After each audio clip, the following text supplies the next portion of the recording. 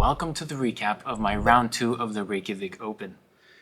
This game was crazy with an insane drama at the end, so scroll through if you want to see just that, but I'll go through the entire game. I was playing a 1798 Ari Cheney from the US, and I had the black pieces. He went e4, e5, knight f3, knight c6, and bishop b5 marks to re-Lopez. I went with a6, kicking the bishop, and now knight f6, a developing move. My opponent went with d3.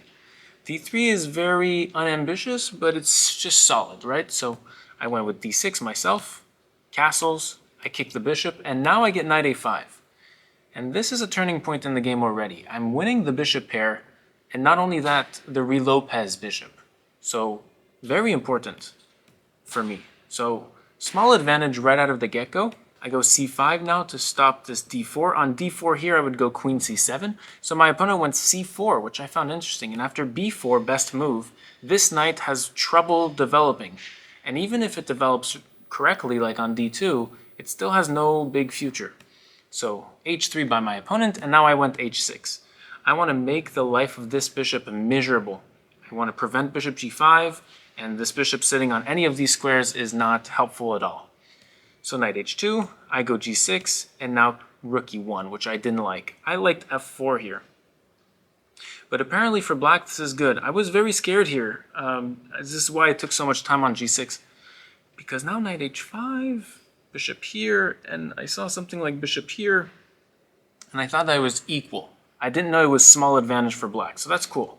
My opponent went rook e1, and I was like, immediately mistake, because you're stopping your exact plan, your only plan f4. So I developed, my opponent went knight d2, and now castles. I played these moves. It was such a weird game because it ebbed and flows in the time spent. We would spend like 10 minutes each on a move, and then the next 4 moves would be like in 30 seconds, which I have never experienced. My opponent went knight f1, and again, like these knights just have trouble going to a right square. Maybe this one's going to d5, but as you'll see, it's not that simple. Knight h5, I'm preparing this f5 push, and this knight might go to f4, knight f3. So this knight just went to h2 and came back, which was a waste of time. And now I went bishop b7. So I have a clear plan of going f5. The reason why I couldn't do this before is on f5 takes, and if I take with my pawn, there's a discovered attack with knight takes e5 attacking my knight here. And if I took with the rook, well, there's g4, forking my knight and my rook. And if I took with the bishop, then there's g4, forking my knight and my bishop. So I played bishop e7 because now, let's say any move by white, I want f5 takes, and now rook takes works because on g4 I can take here with the bishop. So that was my whole idea. Now, that didn't happen. My opponent went knight e3, which is also interesting, cutting off the bishop from the defense of this f4 square. So now I go in, infiltration, knight f4. And up until here, I'm -1, which is crazy good. My opponent goes king h2, now I go f5, and now knight d5. I go g5, which is bad because of bishop takes. I have not reviewed the game with Stockfish. I just finished playing. We are currently in the tournament hall. So takes, e takes, small advantage for white. Better was knight e6. I took a long turn here. Knight e6 was better. Okay. So I went g5, and now g3. I'm -2. Takes, c takes, queen f6, but king here, g4, takes is winning. Okay, wait, this, f takes is winning as well. Oh my god, I missed this. So I went back to e6. Still better for black, but it's not winning. My opponent went king g2, and now I went queen e8. So I'm preparing to go queen g6 and opening up the f-file on my opponent. My opponent went queen e2, and now I went with king h8.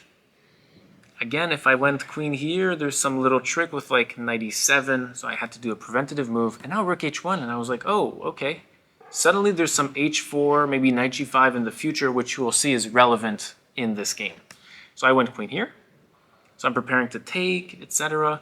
And what's really cool about this move is that I allow knight e7. I can go queen h7, and you can't take here in any way, shape, or form because I sacrificed the exchange with a brilliant move and win with this bishop pinning this knight. So my opponent saw this only after queen h7 and went back. And now I went rook e8, which was not too good.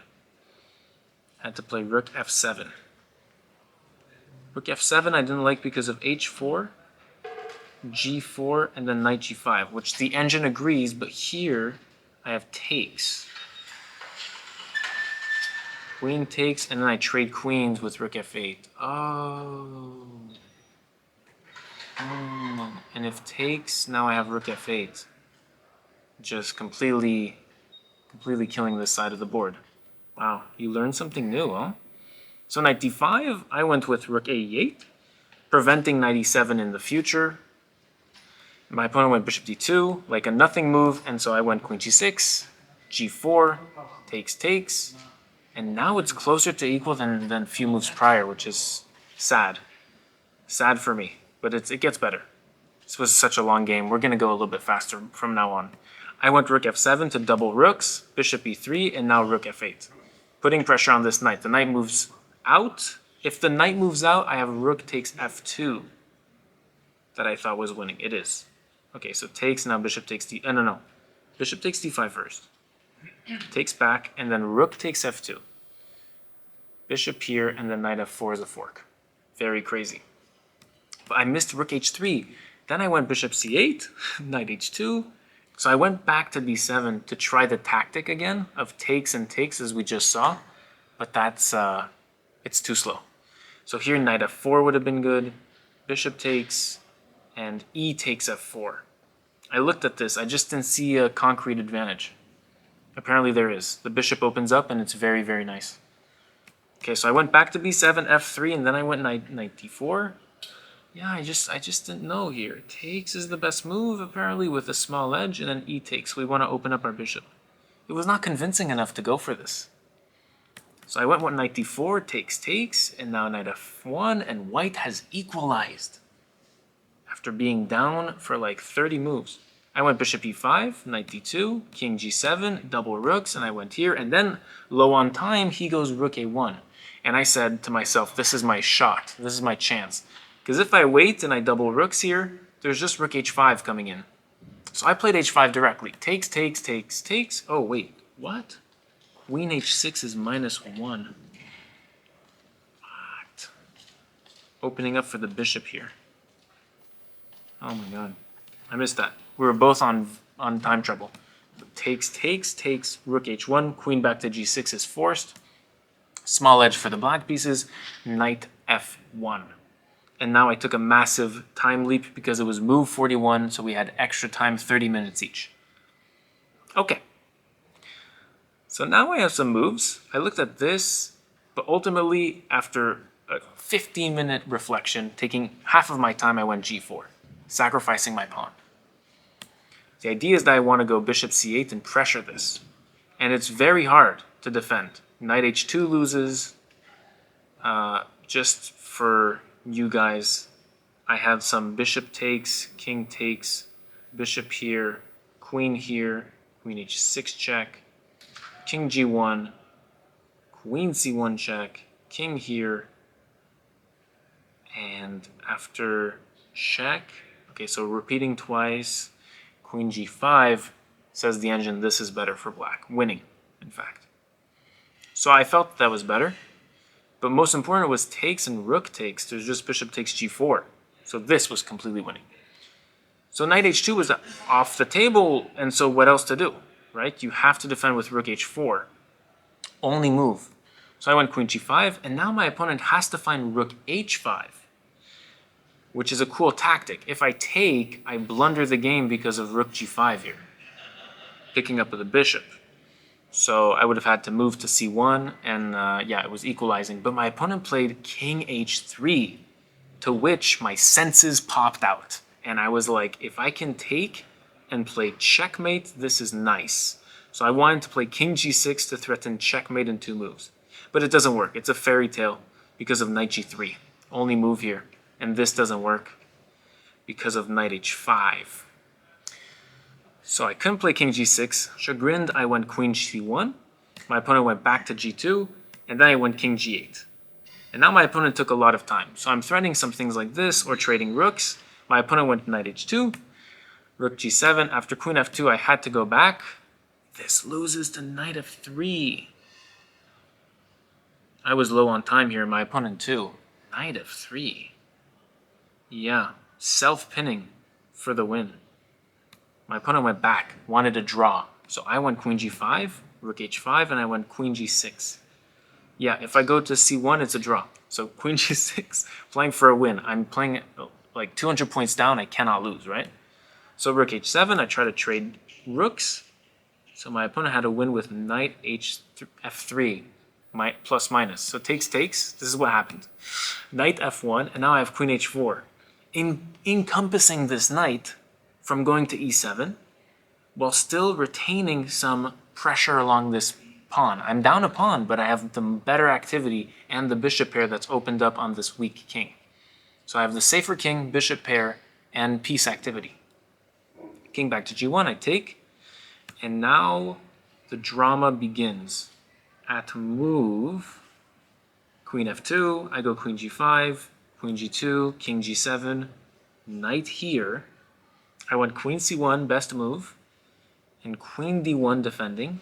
And right here on knight e7, I pause the clock with 20 seconds remaining on my clock, call the arbiter, because my opponent was not keeping track of the moves anymore. He was, but he was way off, like by like 2 moves. So I called the arbiter, seeking more time because of the infraction committed. The arbiter came. My opponent protested the arbiter, as is his right to do so. It was crazy. I've never witnessed this. He was saying that he didn't have time to compute the numbers on the squares because it was a DGT board, so it was electronic, and there weren't any numbers or letters on the board. So he said he was losing a lot of time for this, and he was protesting my call for infraction. I get 2 more minutes on my clock. Another arbiter wrote 8 pieces of paper and put them along the DGT board, which was so distracting. We had pieces of paper along the boards for my opponent to write his moves down, which was crazy. So I went king f6, knight here, I took. Oh no, bishop f4. I was too attracted to the pawn up. So I took the pawn. Queen check, my opponent has some checks.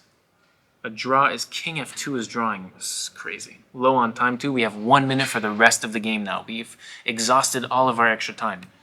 Queen g2, queen g4, king f2. And now I'm winning with takes, and bishop here. But my opponent, I thought, has knight here.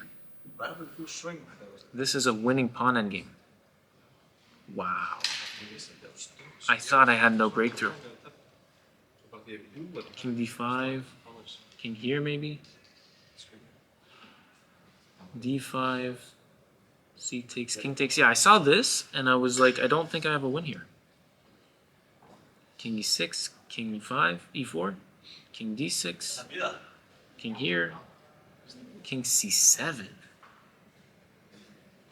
king c6, king e5, a5. So I think there's going to be a breakthrough here, which is crazy. King d6, only winning move. I have no idea what's going on here. a4, a4 and king a5. No, c4. King takes, c3. Oh, we wanted an endgame with a double breakthrough. Holy moly. So I didn't see that, and instead I went bishop f4 to keep this knight restrained for the endgame because I want to trade queens now. And the knight can't move.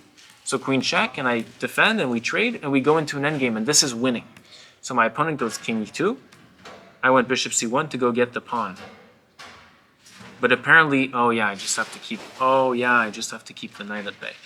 So king g4, king f2, a5, king here, bishop c1 now. Knight here. It kind of looks like the game, to be honest. But this is -6, and the game wasn't -6. So I went to get the pawn. King e5, takes. So I'm 2 pawns up in an endgame, bishop versus knight. Check, bishop d1, bishop g3, and now this mistake. Here I can trap the knight, but I completely missed it. I can trap the knight here. This, king g6, knight here, and king g5 wins the knight. Wow. And if knight here, bishop here covers all the squares, and king g7 is coming next. And if knight here, this is the craziest line, king e7, knight c6, king d7, giving this pawn and trapping the knight on b7. Crazy. I went king e6 instead, knight g5. Now we just play some moves, and apparently pushing this pawn was the drawing move. And I'm 2 pawns up here, but I can't break through. And we just played until, okay, I blundered a pawn, but it's still completely equal. And that's the story of this game. Crazy game with a crazy backstory. And yeah, I have a draw, so now it's 0.2 out of 2. The next round is in 51 minutes, so I have to go prep. But thank you so much for watching, and see you in round 3.